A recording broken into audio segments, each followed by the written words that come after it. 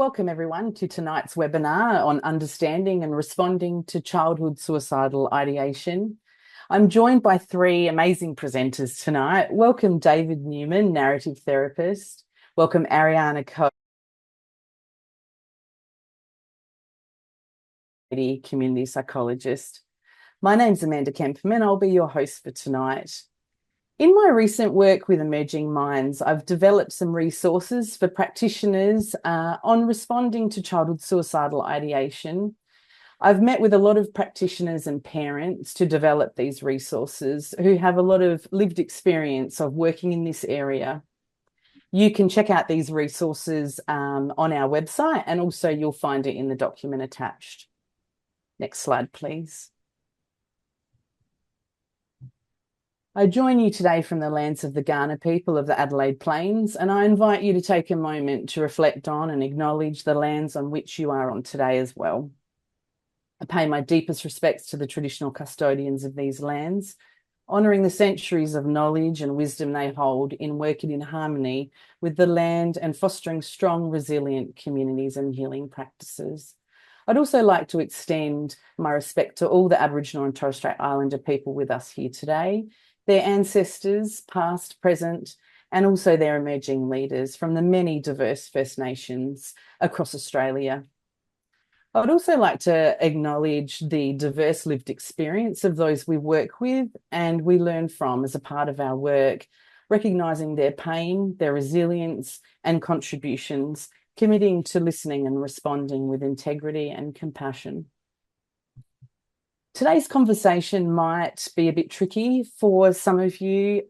If that's the case, and you have any concerns about any of your thoughts or feelings, please reach out to those in your support networks. You can also contact one of the services in the link provided in your chat. Next slide, please. Now, if you want to play along at home tonight, you can interact with the webinar platform. You can access the resources, slides, and you can also get some technical support in the chat section as well. You're invited to ask some questions tonight. You can click the button under the three dots. Today's conversation on understanding and responding to childhood suicidal ideation. We had so much support for this webinar. We were asked hundreds of questions. We've grouped together a lot of the questions in key areas and themes that were in line with our learning objectives. You can ask questions tonight. We'll do our best to get to them. We have three very highly experienced and knowledgeable people as today's conversation. Let's start by hearing from them. Welcome, David. Can you share with us what you're most drawn to in your work with children and young people who might be navigating suicidal thoughts? Yeah, look, I think I'm mostly drawn to and find very moving how much the young people and the children that we're working with are fighting for, kind of staying solid in life. I'm also drawn to the kind of anguish and uncertainty that caregivers experience when they try to stand beside those children and young people. I think it can take a lot of courage to kind of be there and not wish to be elsewhere. Another thing that kind of stands out for me in this work is there's a very lengthy kind of history around attitudes to suicide and suicidal experience. And I don't think we've inherited a great kind of collection of understandings about suicide. So I know that's present. Not long ago, it was illegal. So the language of committing suicide is still with us. So we still hold some pretty, I think, harsh kind of ideas and relationships to suicide. And I would say, finally, one thing that does stand out for me is I guess, a hope that this work can become more collaborative. This work can become less coercive in the ways we respond when people are really desperate. Young people and children are really desperate. Thanks, David. Welcome, Arianne. What stands out to you when supporting children with distress and despair? Well, I guess I'm here today because I am a parent who has supported my own children who battle with suicide ideation.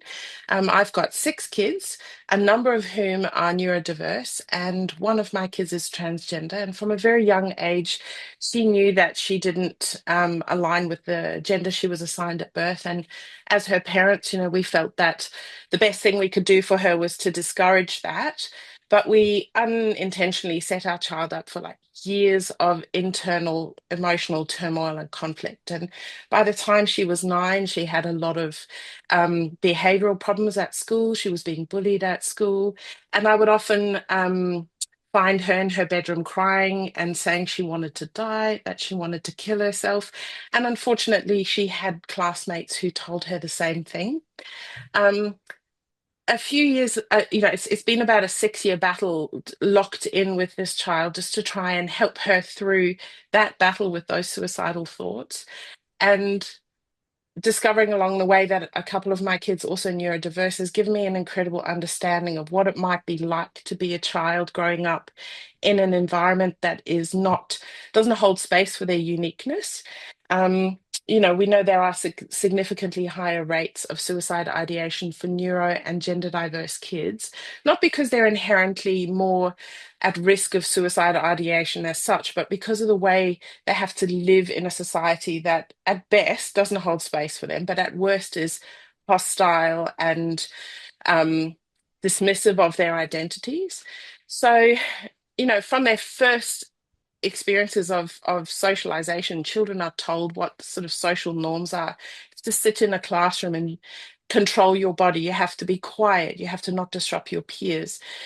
For gender diverse kids, they have to wear clothes that are considered gender appropriate, hairstyles that are gender appropriate. They do sports that are gender appropriate. And where at home they lived, the bathrooms are unisex at home, but all of a sudden at school, those bathrooms are for boys or for girls. Kids are increasingly finding themselves in an environment they're at conflict with their environment all the time. And as children tend to do, they internalize that and consider that it must be because something is wrong with them, not something wrong with their environment. And I think for these kids, that it's almost a form of gaslighting, psychological abuse to be told that you're one thing when everything inside of you says that you're different. And it's exhausting if you're a neurodiverse kid to be in an environment where you have to be controlled all day. And if you manage to be controlled and if you manage to mask all your symptoms, then you get approval from the teachers, everybody's happy with you. But those kids come home absolutely exhausted at the end of the day. And the kids who can't control their behavior, unable to mask, and are not allowed to blow off steam in the ways they normally would with vocal stimming or physical movement, those kids get in trouble. They're judged by the adults around them. They're excluded by their peers. And so it kind of makes sense that those kids are going to feel an incredible sense of despair, an incredible sense of wrongness, and find it very difficult to cope. And then, you add to that the fact that they don't have role models in teaching materials, in books, in mainstream media that show them adults like themselves, whether it's trans adults or neurodiverse adults. They're not seeing people like themselves who are thriving as adults. And I think certainly for my kids, that has been a source of despair and hopelessness. And I don't develop the perspective that they need to be able to hold on to hope for a better future. Um, and we know that autistic youth are about 3 times more likely to battle with suicide ideation and attempts. About 50% of all transgender youth struggle with self-harm and suicide and are 4 times more likely to attempt suicide. So I'm really passionate about this, obviously because I've experienced this myself. But we know that a supportive family is the single most protective factor for these at-risk youth. And I think that practitioners are uniquely positioned to be able to provide that support and be able to, you know, educate families, affirm families, give them the tools that they need to be able to understand the sort of complicated emotional, psychological lives of their children, and to be able to give them the tools that they need to be able to instill hope. I know for us that we really wouldn't be where we are today. You know, my daughter is a really confident, happy, well-adjusted young woman. She's in grade 12. She's doing well at school. She's doing well socially. But we would never have gotten here without some incredible support. And I'm really indebted to, you know, the nurses, the doctors, the psychologists, the psychiatrists, the well-being coordinators, the teachers, all of the people who have, you know, stood alongside me and helped me to be the mother that my daughter needed, and who have, you know, fought alongside me to see her safely through. So I feel like if I can offer something back, I will have repaid those amazing people for the good that they've thrown into our lives. Thanks, Arianne. And thanks for sharing some of the things that kids are up against that may lead to them feeling, distressed and despair. Thank you. And Lyn, what stands out in your work when working with children who might be thinking or feeling suicidal? Yeah, thanks, Amanda. And it's I guess, Arianne, just listening to you now, it's a reminder for me about the importance of this work, and that's what sustains me, I guess. The needs are there, so the important work, and I've been doing this work in various forms now for many years, and it feels like core to my work. So the distress that children and in turn their families feel is what feels really important. It feels very core to who I am as a psychologist and who I am as a person. So my values and my way of seeing the world. So it feels very important work.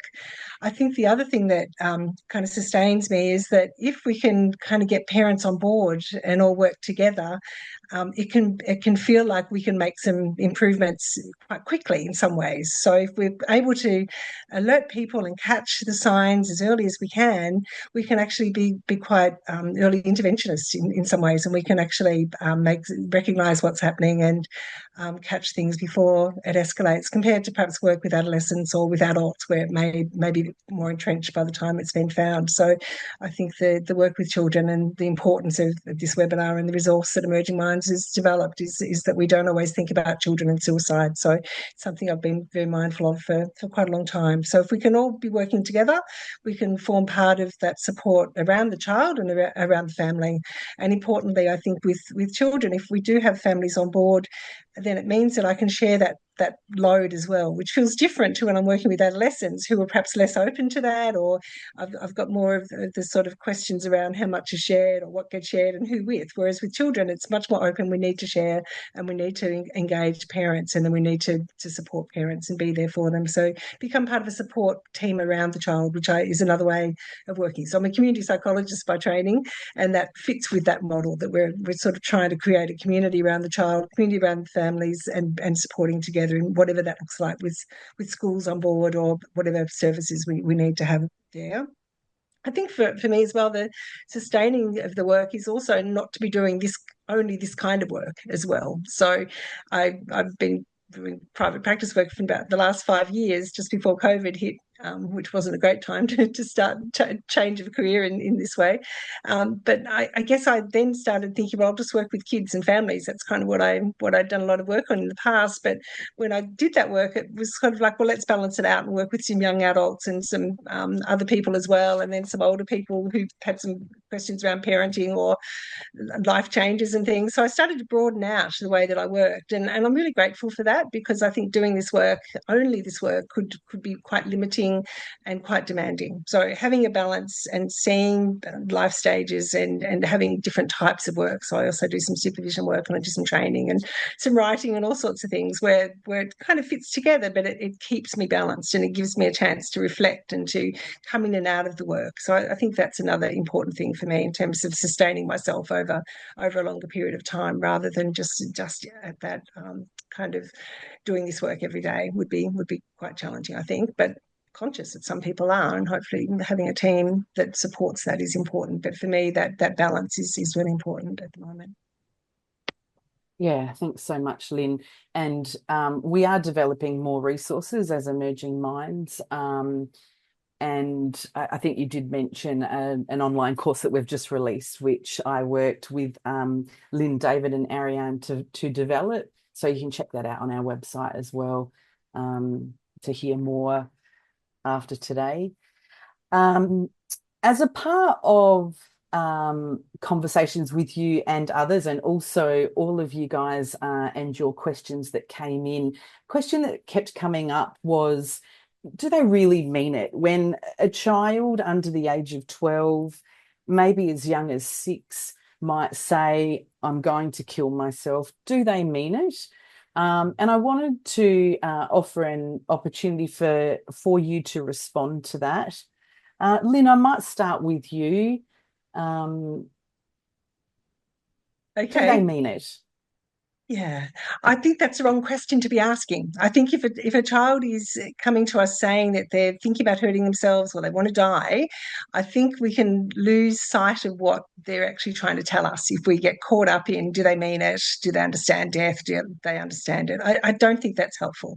I think the most helpful thing is to really hear the distress or hear what's happening around them, or try to understand what's happening around them to lead them to be saying that. So I think we've got to be careful not to get sidetracked by that, or to be dismissing of what they're actually trying to tell us. And we know that children from as young as 7 ring Kids Helpline because they have been trying to reach out to people in their lives, adults in their lives, and haven't been able to get taken seriously. So then they get to the point of ringing Kids Helpline. So if children are doing that, it's telling us that there's a very high need for something that's they're needing, something's not going right for them. So I think that needs to be our focus, and not to get caught up in they don't mean it, or do they understand it, or do we need to teach them about it. We need to sit, we need to listen, we need to really try and understand what's going on for them as a priority. Yeah, thank you. Arianne, I'll invite you to respond. Yeah, I agree very much with Lyn. I think it doesn't matter whether or not they really understand what they say. They're expressing feelings of despair and of being overwhelmed and feeling hopeless. And I like to think of it as a child inviting you into their headspace. They're letting those thoughts out by saying them, and they're inviting you into where they're at. And what a wonderful opportunity. You don't often get to look into someone's heart or into someone's life. And I think there's absolutely no risk in believing them. There is a risk if we don't. So I think if you believe them, you validate their feelings, you're doing is building a stronger connection with that child. You're inviting them to say more, tell me more. I think the risk, if we dismiss it or we minimize it, oh, you don't really feel like that, or it's not that bad, or you don't really know what you're talking about, I think that just makes a child clam up. And I think that kind of internalized suicide ideation is far more dangerous than the expressed. Whether they understand what it means or not, it's very dangerous to put something like that into the dark. Secrets are not helpful. So I think it doesn't matter. Just believe them. There's nothing to risk. There's nothing to lose by believing them, and in taking that invitation to understand them better. Yeah, thank you. David, what's that question got you thinking about? Now, we did coordinate our answers a bit. So I added a few things that are a little bit different from your comments, Arianne and Lyn. I thought I wanted to just say something about the effect of that question. I think one of the effects of do they mean it? Is it real? Is it true? Is it a real risk? Can mean that we sort of drift away from understanding that there's a sentiment being expressed here. And like Arianne, what you were saying, this is quite significant that this has been shared with us. This is quite often a beautiful kind of trying to connect with someone from a child. So we can miss the meaning and we can miss that sentiment of what people are saying if we're trying to understand whether it's real or true. And there are some very delicate meanings for us to shine a light on. So I think when I was trying to think of answers for these questions, I think of when I've worked with children and young people, if I was to think, is this true or not true? I would have missed the meaning that when someone says, a child or a young person says, look, I'm just desperate. I don't know if I have a place here in this world because I'm such a burden to other people. that there's an opportunity there for us to understand the meaning around that child or young person is showing great thoughtfulness towards other people. They care about other people, and we can build on that meaning. So, but the other thing I just wanted to say actually was I did some research when I worked in a psychiatric unit for young folks in Sydney, about, what when you, the young folks, are feeling desperate and are tempted with dying, what do you want from caregivers? What do you want from mental health workers? And I still remember this young man saying straight away when I asked the question for the first time in a group, don't try and stop us. Try to understand us. And then together we can try and stop us. And I think for me, it's like that symbolizes, well, collaboration for starters, but it's absolutely about just trying to understand the world that young people and children are trying to communicate with us, often in a way that's very difficult for them. So anyway, I think understanding is not so possible if we're carrying we're interested in whether something is real or true, including a real or true risk. Yeah, thank you. So looking behind what those words are telling us as an invitation. Thank Yeah. you. And in terms of responding when a child says that, Arianne, I'll start with you. In your experience, when you've heard that from your child, what have you found most helpful in responding? Well, I think I learned this from her psychologist, actually, who says all the time, be curious. Be curious. What does your child mean? Ask them. So often we freeze up where we hear that I don't want to be here anymore. If I can't do this or I can't do that, I just want to die. And we kind of freeze and get into a shock and then try and think of something smart to say.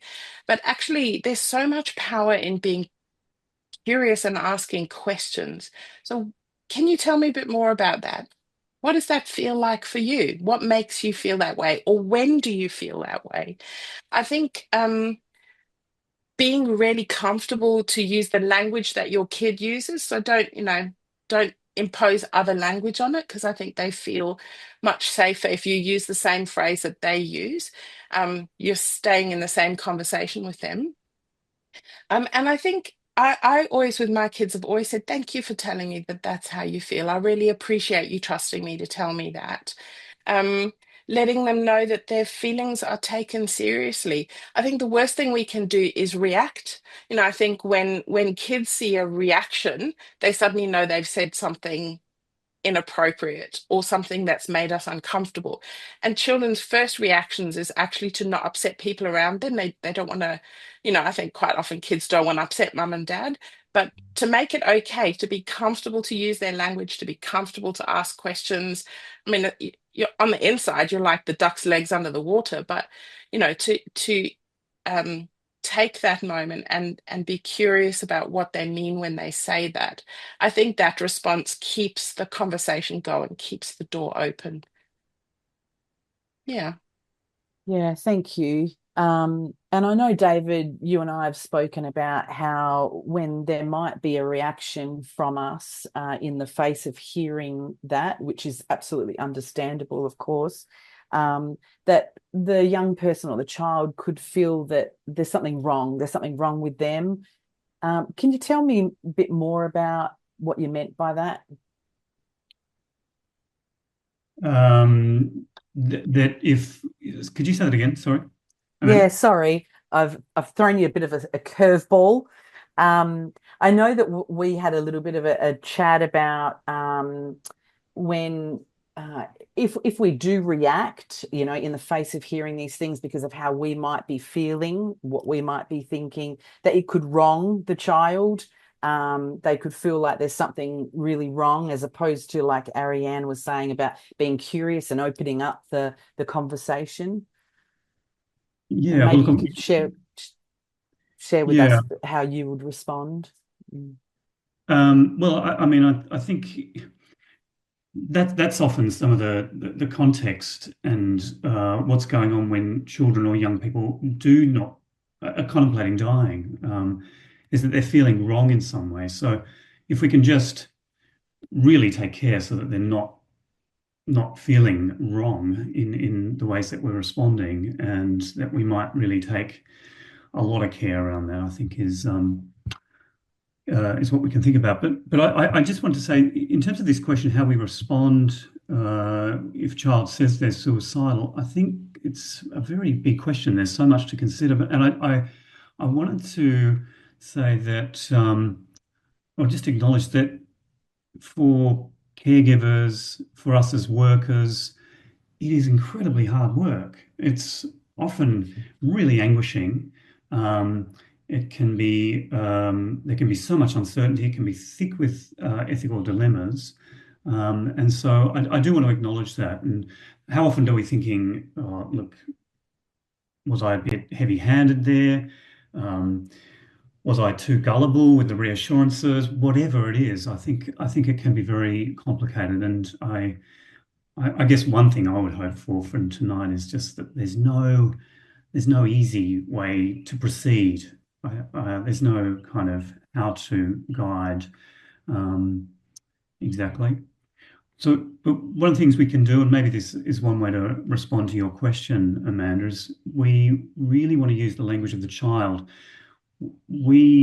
I think if we're kind of imposing language from the professional world, including the psychiatric world, we are probably going to alienate a child. So just if they want to have a sense that they belong in this conversation, and they have a sense that this is a collaboration, we can use their language. One of the things I've noticed in my work with children and young people, it's so important, I think, around the tone we use. If the tone is just unrelentingly intense, and we can join children and young people in their sadness. We can join them in their sadness. I'd say don't join them in despair, but we can join them in their sadness. And that can be intense. But if it's just unrelentingly intense, it actually can be the kind of territory that despair can quite like. But if we can bring a bit of playfulness even, or if we notice anything that's humorous, if we can kind of find that and bring it into the light, that can help. Despair doesn't really survive so well in the territory of playfulness or fun. So if that's possible, not to impose that, if that's possible, I think that's another important thing to consider.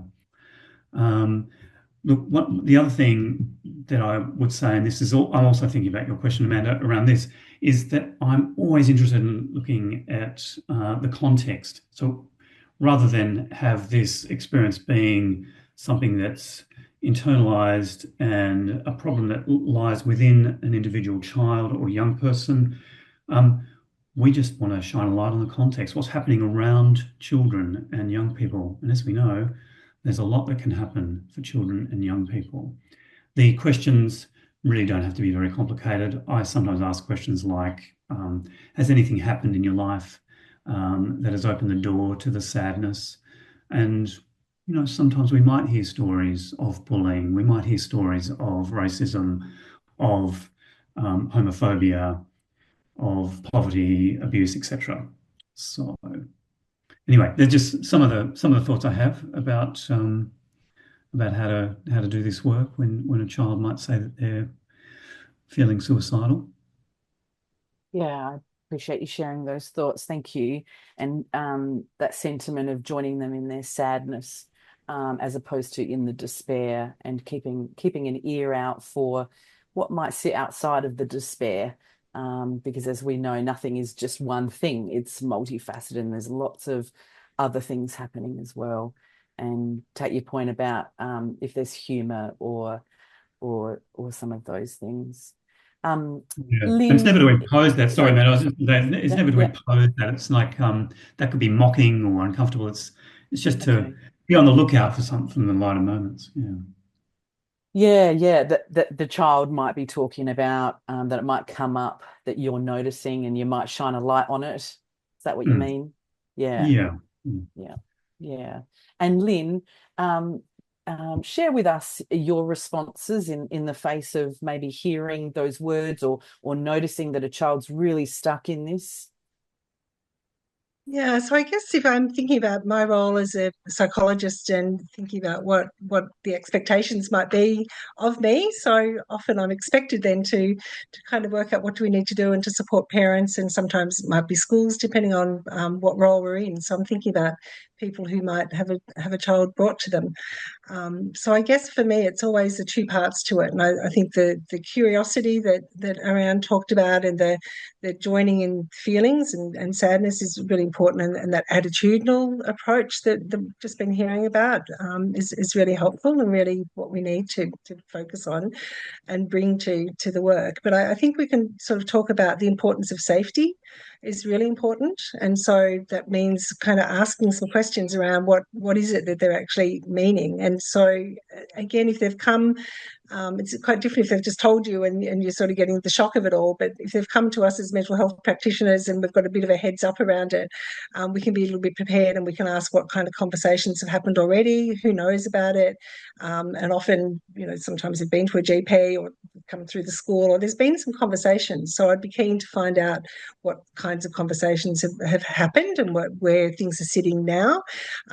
That's quite different to if the person's telling you in a session, you're seeing them for something and they tell you and it comes out in the session, then that's where you can have that reaction as well that Arianne was talking about, that panicky kind of feeling of where do I go with this? So I think we sort of need to be prepared for both of those scenarios. But I think talking about safety is really important. And I'll sometimes say, we need to talk about safety while we're also sitting with the bigger sort of questions and the bigger concerns that we have that we want to address as well. So I think we need to do both of those things. We know that there aren't any evidence-based risk assessment tools for suicide. That's not just for children. I mean, there's very little research in relation to children and suicide, but even for adults and adolescents, there's no evidence-based risk assessment tools, although I know various organisations and places will have tools that are used.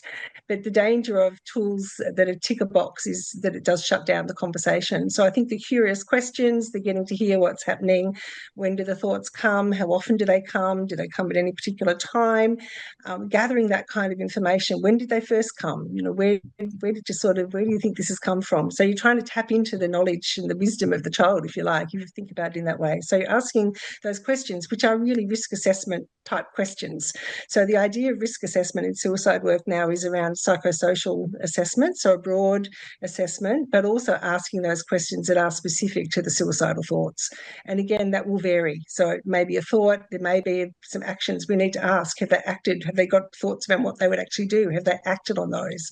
And this is giving us a sense of where we need to go with this, and I guess the level of need or the level of seriousness. We also don't talk about low, medium, high risk these days. We haven't been meant to do that categorising of risk for decades. It's been known that it's not helpful, although again, I know a lot of places still do that. So we're not going down that low, medium, high aspect, but we are going that there's talk of suicide or there's some kind of thoughts of suicide, some action, that's a risk.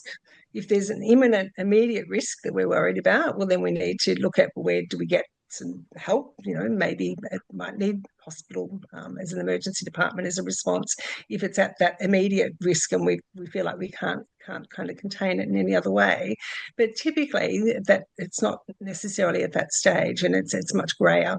So asking those questions, working on a safety plan, and we need to stick to the safety plan format that was developed in 2012, and use the statements in there. We tailor it in terms of the language. We use the language, as David and Arianne was talking about. So we gather all of this information and then we say, okay, let's work about how we can plan for your safety and talk about when do the thoughts come. So you're using the information that you've been talking about to gather the information, and then you pull it into this plan and you engage parents in that. If the thoughts or the behaviours are happening at school, well, then there may need to be a separate conversation with schools around it as well. So I think the safety planning part and those questions to really understand what it does mean and what it's actually looking like, and really to understand how do we work on safety, and trying as much as we can to find out what we can and then build it into the safety plan. And that includes how do we make sure the environment is safe? And that's why if they have got thoughts about what they might do to hurt themselves, we need to then really know about that. Children will sometimes do things that might not always look like they're trying to hurt themselves. So they might do things like jumping off a trampoline a bit dangerously, or they might be running onto a road, or doing those kinds of things that don't necessarily fit with what we might think about actually wanting to die, but they could be testing things out, or they could be doing those kinds of things that could look like they're accidents, or kids just being, a bit impulsive. So we need to be alert to those kinds of things as well and be ready for that. So gathering information from parents, helping parents to become alert to that as well, and really including them in that safety plan. And again, seeing the safety plan as collaborative, including ideas from the child, from parents, schools involved, what sort of things might the school be able to do. So that kind of community around the child and the support around the child is really important for that, and constantly kind of revisiting it as long as we need to, as well as looking at, well, what are the drivers? How do we get to this point? What are the things that are really bothering you that you got to this point, and what do we need to do about those kinds of things? So that's a lot to do. If you're working in a private practice setting like I do, you've got a 50-minute session, and you try to juggle all of these things. So there's a lot to do, and even supporting parents in all of that as well is its own task in its own way, I guess. So trying to manage all of that, trying to share information, trying to connect people to into school, how to talk to school if that's needed. So individualizing it.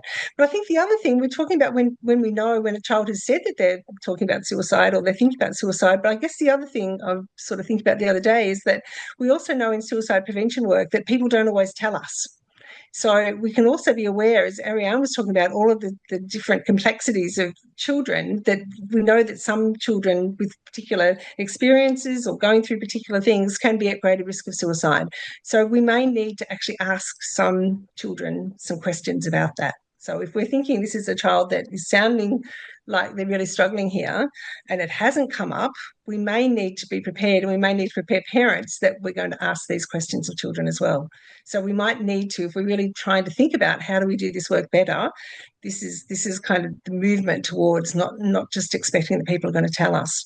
So that's another thing to be thinking about, I guess, in terms of understanding the risk factors and who might be at greater risk. And sometimes you can ask that question and a child will say, no, I haven't thought about hurting myself. Why would I do that? Or, oh, that's not a good thing to do, or whatever. And then you might say, anyone that does it, yeah, I've heard people do it and they do it, but I'm not going to do that. And why, what stops you doing it if other people might? And you can get that story. And so that can help you feel comfortable then that you don't need to pursue that. But they might be, giving you more indications that perhaps they have thought about it. So we're opening that door to let them know that you're comfortable for them to tell you as well. So even if they were thinking about it, they don't tell you then, they might know that you're someone that's ready to have a conversation with them about it. And you're a safe person to talk, and you're open to it, and you're there for that reason as well. Yeah. So lots of things to think about Yeah, with that answer. you're certainly balancing and holding a lot of things. David, I saw a hand. Did you want to comment on something? All That good? was accidental, I think. Oh, it was an accidental. Okay. Thank you. That was really comprehensive, and I'm sure the participants tonight would agree. Lots of points covered there. I've had quite a few questions come through just about safety plans, and I would love to invite you to comment on that. In particular, Bronwyn asked about is there a resource that sort of you guys might hold loosely or even strictly in your practice. David, I'm going to give you an opportunity to respond. I saw a face. Let me know what you're thinking. Oh, well, I mean, I thought, Lyn, you actually sound like you have some knowledge around some of the resources around safety planning. What I would add as a more general comment about it is that I think when it comes to things that can be as concerning as suicidal experience and the possibility of a child or a young person being desperate enough to end their life, sometimes it can really invite practitioners, parents to really step in and to sort of take over, to center ourselves. Um, and I think sometimes it can be quite an important challenge for us in our field is to find ways to center the knowledge and the know-how of children. Like, what do they do? What do they know?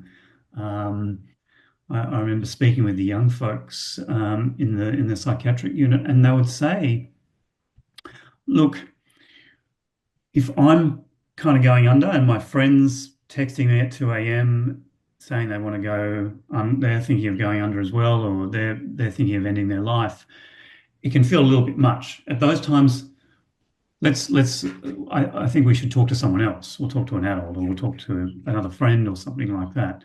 But there's often kind of know-how, and I know there's friendship know-how that I've heard other young folks speak about when they say, look, if we all have kind of a mental health thing, we know that we can just go off grid for a while, and we give each other permission to go off grid, and we do not get offended. So I guess my point is, if we can, when we're really kind of worried or panicked, we can try and find a way to center what knowledges children have, what wisdoms they hold, and what ways they're taking action, rather than have that sort of disappearing from the analysis, from the questions, from our approach. Thank you, David. Yeah. And I'm just being reminded of a tool that I came across in my research called the River of Life Safety Map. And it sort of provided a really lovely way of being able to collaboratively have those conversations and draw on the people in the child's life, all the assets, all the skills, all the to sort of have a comprehensive conversation around safety planning. Lyn, I did want to give you an opportunity quickly, because I'm aware of time, but anything you wanted to add about sort of safety plan go-tos? Yeah. So the safety plan that I was really thinking about is the Beyond Now app is probably the best thing. It's on the Lifeline website. It was developed through Beyond Blue, but now it's been put through Lifeline in terms of the website, or if you search it. So I think it's and it's that's not developed specifically for children. I know various places have been doing a bit of work around that, but still holding on to those core elements, I think. So the first step is the triggers and warnings. When do you know the thoughts are coming? What are the times that they're coming is really important. So again, that's information you've been gathering. And then what can you do to help yourself keep calm? What can you do to soothe yourself and to calm yourself?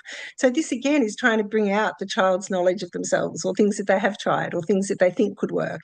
And so again, hearing from them, parents might have some ideas, you might add in some suggestions, other children say this helps, or I remember you said you like doing this, I wonder if colouring in could be helpful, or watching something that is fun or whatever. So that ability to self-soothe and distract or to calm yourself, then changing the environment in some way. So it might be, instead of going into your room and sitting by yourself, you come out and you talk to people, or you go outside, say to mum, could you go for a walk, or do something that sort of shifts things, not just sitting in the same place and feeling miserable about it. And of course, if it's at night time, that needs to be tailored. Often thoughts coming at night time, so it needs to be tailored, and that's why the triggers and warning section is really important. When are they coming? How do we know they're going to come, these thoughts? And then that might not be enough. So, you might want to contact someone, you might want to talk to someone. So again, the younger the child, parents, family, people close to them are going to be the most important people. So who are those people? And you can use the protective behaviours, the 5 people, your hand, who are the people you go to if you need some help. So it might be at school, you might talk to someone at home. So again, you're tailoring it to what the situation is. But the concept of these are all the things that you can do is important. We need to keep the environment safe. So what are some things we could do? And again, with parents to be able to say, well, these are things that we just need to be mindful of, and parents can be proactive about that. If a particular plan or particular ideas or behaviours are present, well, then what can we do around safety? And engaging the child in that is actually really important, because we're talking about, we need you to be to be safe here, so we're all able to do this work and support you and keep you safe. It's important. So we're naming it. We then talk about, if it gets to a point where you're trying to talk to people, or people are not there, then what else can you do? Kids helpline, we know, as I said, young children can call kids helpline, but it might be needed to call an ambulance, it might be getting extra help if it's getting to that extreme. But the idea is to try and to contain things and catch it as early as possible to then prevent it getting to that point. But it's sort of a stepped process, I guess. And then there's a section about reasons for living, why it's important to be living. And often that's things like pets and family and fun things. So you might engage them in those kind of conversations. So in the process of doing that, and I could spend a whole session on this, in the process of doing that, you're actually identifying what are the needs and what are we actually needing to be concerned about. So if they've got lots of ideas, lots of people they can go to, and you've got this sense of now it's out in the open, we can have this relief sometimes. We now know about it. It's obvious what we can do. And now parents know about it. They can be much more supportive and we can put a bit extra in. Parents of younger children are obviously having more supervision already than, say, adolescents. So this is easier than doing the work with adolescents in most cases, obviously not always, and we'll talk about that later. But I think in most cases we can be expecting more of the adults and include the adults more and having them in there. And then we have that as the plan, and then we review it and we talk about how did it go, what else have you been thinking about, what else can we add, what worked best, what else are we learning, and we can keep refining it if we need to over time. So I think we use that model because it's kind of got the evidence with adults, at least. It's kind of the best we're doing at the moment, and it's something really to look at. But it's using that exact model, not taking bits out, not amending it too much, but certainly using the child language and writing it up as you need to, or drawing on activities like you mentioned, Amanda, to draw out some of those things as well. So you incorporate alongside the work that you might do that's going to be helpful as well to deepen it and over time to keep deepening it as well. And a good, concept to prevent down the track, like it's something you can keep returning to if you need to. When you're feeling upset or distressed, remember the safety plan idea. Remember what you can do to manage this yourself, ideally. Yeah. And picking up on your point about it being a collaborative with the family. Yeah, thank you. Arianne, I do really want to offer you an opportunity to respond. In your experience with safety plans, what have you found to be most helpful? I think probably the best thing is being included in making that plan. So you're literally hearing the information as you go so that you understand what your child means when they say that, oh, I'm feeling a certain way. I found it really helpful to be given tools to be able to measure where they were at. So, for example, with my daughter, when she was sort of struggling the most, we made her a mood tracker. That was very easy. All she had to do was color in a day in a different color. If she at her lowest, we were doing a half a day, so that because we might have a half a day that was black, but the other half was maybe just light blue or something. But having a tool where I could see over time what like whether her mood was declining or not. It was a very good physical, measurable thing for me to be able to track her mood. And then to be able to, to have a way to recognize when things were escalating. And with her therapist, she had her plan, but her therapist and I also had our plan of what I needed to do if I noticed things were escalating. And she gave me a way to contact her if I was at all concerned. So there was like that double safety net. So my daughter could say, I'm feeling this way, but I could also contact therapist and say, we're having a lot of black days. I'm feeling concerned. How should we handle it? And it was great to have that open door. We very rarely needed to use it, but knowing it was there it's just that's knowing there's a safety net is incredibly supportive. And I think, everybody wants to be seen and heard. I think as a parent, as a child, just knowing somebody's taken the time to help you think this through, that in itself is a protective factor. That in itself is a safety net because you've thought it through. Yeah, thank you. Really valuable insights. I really want to get on to working with parents because we did have a lot of questions and wanting to, I suppose, strengthen practice in this area from a lot of practitioners. Lyn, I might start with you just in terms of supporting parents with their own worries and concerns about their child. And then within that, how you attend to the parent-child relationship. Yeah, it's a big one. And I know people working with children coming with that territory is working with parents, and we're not necessarily always well trained in that. So again, Emerging Mind does a lot of work to help us to do that. But I think we do have to bear that in mind, and it can be very challenging that we're there with the child as our front and centre, but the parents are necessarily part of that. So that building the trust with parents, I think, is really important.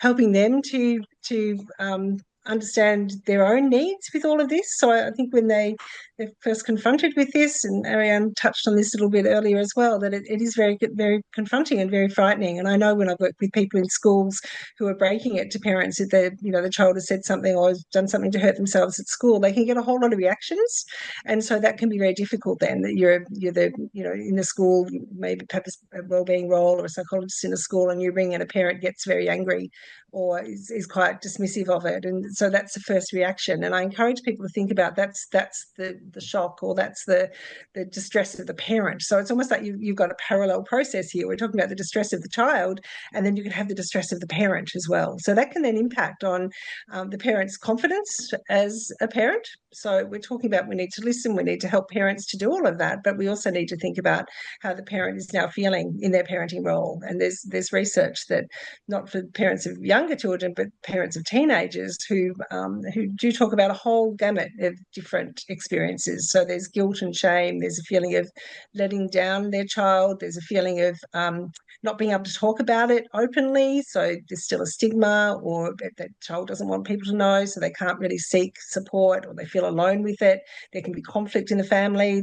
What do you do that's kind of managing this child and other children? And so you maybe are being overprotective or being overcautious or not wanting to upset the child. So there's this parenting. The parenting role can be really challenged, and the way of parenting and seeking support can be challenged. So I think there's a lot to kind of working with parents, and sometimes it might be beneficial for parents to get their own support as well if they're able to do that. So again, it depends on the way of working. So for me, I'd have the child as the focus, and then probably be encouraging the parent to seek their own support to be able to work this through for themselves if that's possible, so that we're not trying to tangle everything. And some of it's a practical, the safety planning idea, the practical ideas of what we can do is kind of built into that support around the child. But I think the parents' own ability to see themselves as parents and their strengths and their capacities, and the importance of maintaining this relationship with the child, and maybe a strength-based approach also. By having these conversations, you're actually deepening your understanding of the child, and you're deepening your connection. And so here's an opportunity. Maybe it feels, the crisis, dangerous opportunity idea, we're finding it very difficult, but here's an opportunity to get some understandings here. We now know about it. It's out in the open. There are things we can do. So let's try and work with that. So some practical sort of solutions and ideas coming up, but also a sense of this is impactful for parents, and can be present for a very long time for them in terms of their own sense of competence as a parent. Yeah, thank you. And I know we've spoken about before about parents are such an integral part of the solution. And I know, Arianne, and we've also spoken about your experience of being included in that process, and how important that was for your child.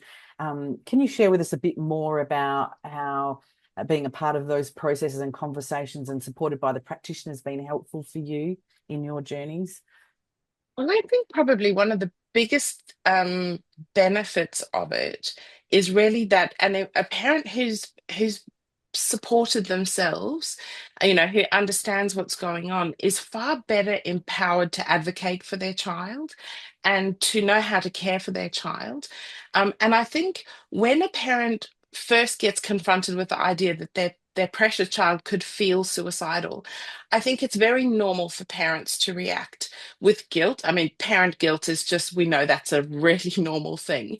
And I think it's really important to recognize a parent is going through it too. I think Lyn articulated that beautifully. Parents are also going through this on a parallel journey. And I think if parents can be reassured that it's not because they've failed as parents, their child feels the way they feel because of something they're experiencing, if a parent is relieved from that guilt and is brought into a place where they understand they can be present for their child, they're not so busy feeling guilty, not so busy second guessing themselves, not so caught up in their own feelings about what's happening, that they actually can be present for their child. They can, it's like you switch the role that you're in to be like, okay, I need to be here. This is not about me. This is about my child. And you can be present for that. I'm a massive believer in peer support.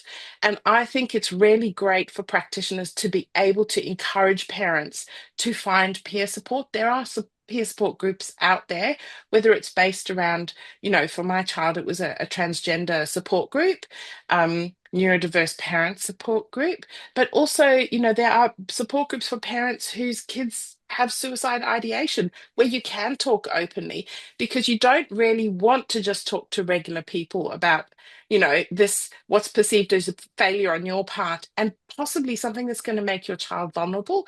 So I think a peer support environment is incredible for parents to be able to get their own help. One of the other things that I really found useful was how our therapist really encouraged and I guess nurtured that parent-child relationship. When my daughter came out, my husband had a lot more struggle understanding what was going on and was very protective of her. And in some ways became a bit of a barrier to getting help. And our therapist was amazing at constantly, reframing his struggles in a way that showed how much he loved our child, so that it never became an us versus him. It was always, your parents both love you, they both want to help you, and helping us to go on that journey together. And different parents are going to be at different places, different parents are going to need different levels of support. I don't think the child's practitioner needs to do all of that, but if you can connect people to other sources of support, so the parent can get their support as well, but it doesn't have to necessarily be from you. I think the more people on the team, the better, because the healthier and happier and more secure in what they're doing the parent is, the child benefits. Thanks, Arianne. Yeah. And David, supporting parents or working with parents to support children, what comes to mind for you? Yeah, look, so much has been covered already. I thought I could add three more things. Okay. Firstly, I think we can think more broadly than just caregivers or parents, like how we might think of other people in children's lives, chosen family, teachers, friends, etc. But the two kind of practice things I can think of is one is it's like a concept of narrative therapy, the concept of externalizing. So that can be incredibly helpful. When I meet with a family, hang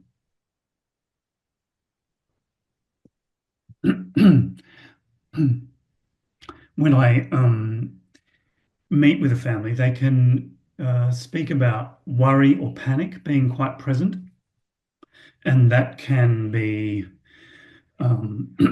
externalized to ask them, what effect is it having on you? What effect is it having on the relationship? What effect is it having on the child? So the kind of the worry or the panic becomes the problem, not so much the child. So Lyn, you were speaking about how sometimes there can be anger in response. I think this can make things so much more complicated and difficult. But if the worry or the panic becomes a problem and you can have conversations around what effect it's having for everyone and whether those effects are okay or not, that can be very helpful. Now, the other thing that I've been told so many times by young folks is what they hope for from family members and mental health workers is that if they can just try and show that they're okay, if they're distressed by the child or the young person's distress, a young person can just feel like they want to protect that care. And you've made mention of this, Arianne. So if it is possible for parents to caregivers, those around children who are worried, and that brings complications. If they can, as a young person said to me once, if they can process their worries outside of a conversation with me, that can make a huge difference. So this is not a rule. It's not a rule. It's just a theme I've noticed. Yeah, thanks, David. And we've got a question from Emma, just in light of this conversation we're having at the moment as well. And as we know that sometimes parents might be dismissive, or they might not be on board, they might not be necessarily how we deem as supportive. And yeah, Emma asked sort of what strategies, maybe Lyn and David, do you use to engage parents around maybe if they're being dismissive or what have you? Lyn, I might go to you first. Yeah, this is a hard one. It's about the trust you can build, I guess, and the readiness people are to have some of the hard conversations. So I sometimes will frame it as we've got this window here, we've got this opportunity, so let's use it, and it's really important. And I might draw on my experience of, I'm worried about this because I've seen this is what can happen. So I draw on that to try and help them to take it a little bit seriously. Or I say we've got this window opportunity here, before they hit adolescence or before, we get to the next stage of their development, that we can capture this. So it feels like the right thing to do at the moment, to try and, see what we can do in this space. But I think it's challenging because and again, if you're working with a child, you don't necessarily have all the time to be working with the family, but sometimes it's be ready to have the hard conversations, I think, and to help them to see that this is serious.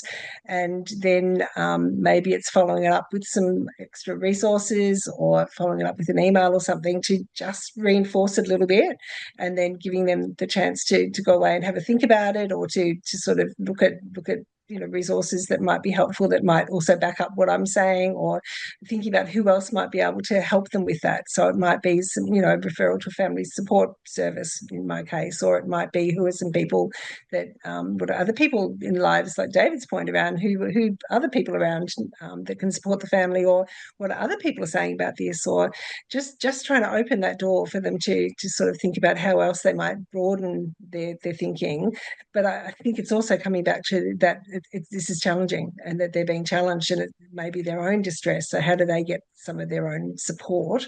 But if that level of need of the child is very real, then I will name that, and pretty clearly, and have the conversation sort of without the child being there in whatever way I can do that, which is, again, it's very tricky in a private practice setting. But there may be a phone call or a conversation I have separately, and then putting something in writing, just to kind of consolidate what I've been talking about, I think might be strategies that I've used.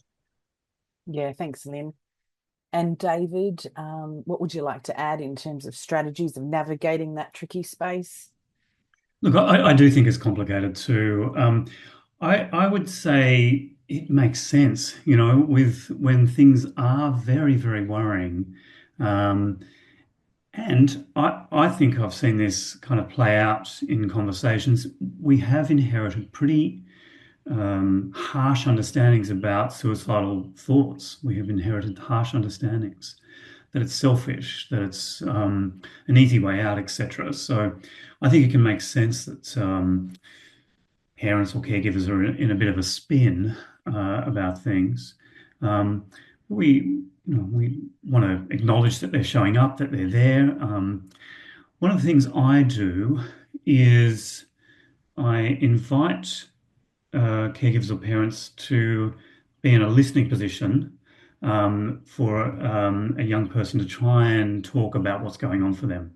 Not because sometimes anger and stress and panic can kind of be around, and it can interrupt a young person or a child speaking, and that can make things just so much worse. So to invite a caregiver to be in the listening position and invite them to retell what they hear involves a little bit of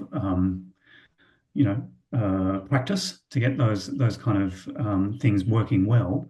But that's one way I can interrupt some of the kind of tangles and harshness and further anguish that can swamp a conversation when desperation is around for a child.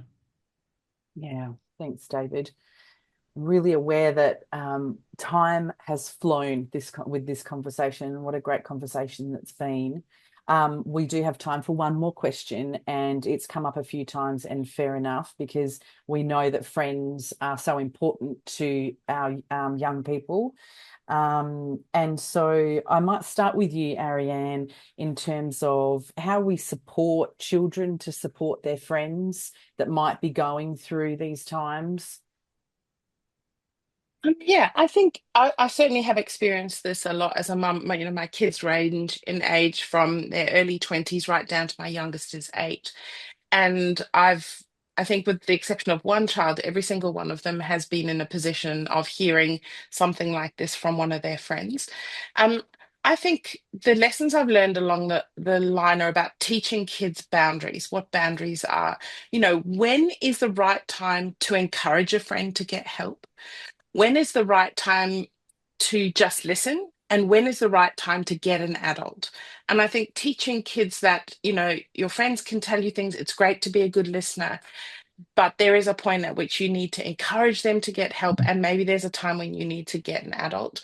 I always tell my kids a drowning person can't save a drowning person. They all learn that in Water Safety Week. And I think it's really important for them to know it's not their responsibility to save their friends. It's not their responsibility to fix their friends.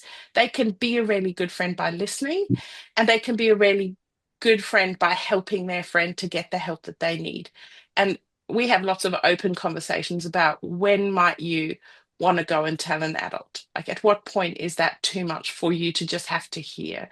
And teaching them it's not their responsibility to keep their friends healthy or happy or safe. It's just their responsibility to be a good friend and to get help. Um, but it's a sensitive thing and it's a difficult thing. I don't think there's a one size fits all for it. But again, I think just being open to having those conversations with kids is important. They're smart, they know, they hear a lot of things, they see a lot of things, and they have a lot of wisdom too. And I think if we have conversations with them and they're prepared before they get in the situation, they know how to help or what to do, to just be able to say to the teacher, oh, my friend is feeling really sad today. Do you think you could talk to them? They're quite capable of doing some very intelligent and, caring work when they don't feel it's their responsibility. So I guess good boundaries and open conversations would probably be the most important things, I'd say. Yeah, thank you. And that's all we've got time for in terms of questions, folks. I would like to invite each of the presenters, though, to offer one last key takeaway message. And maybe, David, can I start with you in terms of what message you'd like to leave participants with tonight? All right, can I do two? You could do two. Well, look, I mean, I find with this work, one of the best kind of practice concepts or friends I have is the concept of accountability and kind of collaboration, trying to bring an ethic of collaboration. When we get a sense it's implied or even that it's said that wasn't helpful, we can do research. We can ask children and young people what wasn't helpful, and it's very, very helpful shaping of our practice.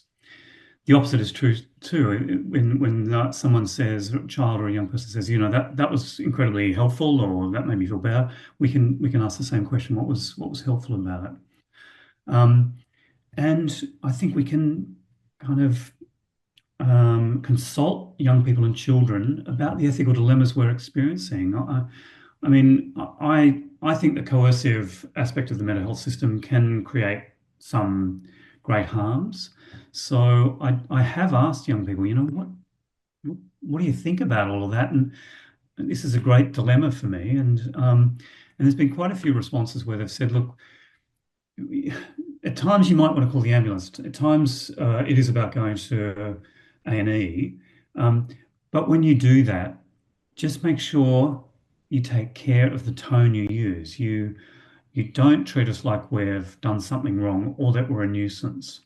Okay, so some of these answers are just so helpful in terms of navigating these ethical dilemmas, and we can just really consult young people and children, have them as the experts here.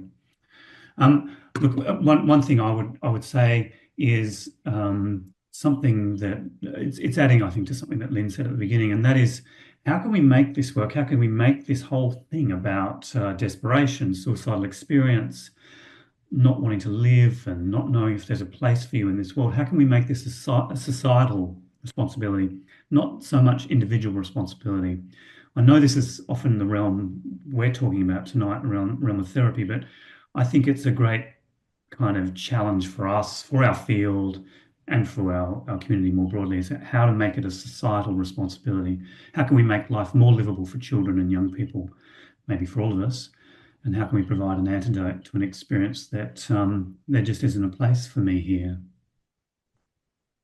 Takes a village to raise a child. And Lyn, one key takeaway message that you would like to offer? Yeah, I'd like to encourage people who might be listening to this and thinking about all the things we've been talking about and the complexities, but just to let themselves think about, what are the skills I already have? So what's the work I'm doing? What are the skills I have already? And the importance of listening. And we know that in suicide prevention work, we're sort of recognizing more and more just how do we show respect? How do we listen to the story? How do we honor people's experiences? How do we partner with them? How do we collaborate? Do all of the good things we've been talking about tonight. So I encourage people just to think about, what skills do I have already, and then what might I want to top up on, rather than feeling like this is a whole total area that I have to learn about. So I'm hoping that has come through tonight, but I did want to reinforce that as a takeaway message. Yeah, that's great. Thank you, Lyn. And Arianne, what would you like to leave people with? I love what you said, Lyn. I think that's great. I think the things that have stuck out to me are that we need to be curious about the children and about their inner world, trying to understand their inner world. And like Lyn was saying, I think we can together, if we work together in partnership, families and practitioners, not just one, but, multiple, the people at school, the medical people, the mental health care workers, if we all work together, we can actually create a really stable support network for a kid. Nobody has to do this on their own. It is the village that you're talking about, Amanda. Not all of us have extended family, but if we work together, we collaborate, we speak, we have great communication, we're willing to learn and listen, I think we can have a really good safety net for kids. And it just takes that little bit of extra effort to not feel the pressure that it's all on you. I know as a parent, that's a big thing. You feel like it's all on you. But the more we share the load and the more people that are on board, actually, the less pressure it is for each person and the more we can all rise together. And at the end of the day, what we care about is that child making it through their childhood healthy and whole and resilient. And as a team, I reckon you can do it. It's doable. It might be long work, it might be difficult work, but it is work we can accomplish together. Yeah, that's wonderful. Thank you, Lyn, David, and Arianne, for this very important conversation. Thank you, everybody, for tuning in tonight. And thank you for the work that you continue to do with families who might be doing it tough. I do encourage you to check out our Emerging Minds resources. We've got a suite of resources and more to come on this exact topic. Tonight's webinar has been a partnership between MHPN and Emerging Minds. You will find a recording of this webinar in about 2 weeks' time, with also the supporting resources available. I've scooted ahead. Next slide, please. The upcoming webinars, you can keep an eye out. We've got one coming up actually with the Australian Institute of Family Studies on the 30th of April on the same topic. So you can tune in for that. Next slide, please.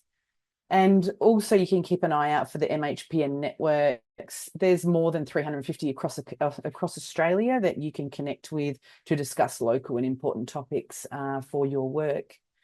Next slide, please, and last slide. Please, if you could complete this survey, that would be wonderful feedback for us. It will inform our ongoing work. And thank you, everybody, for coming along tonight.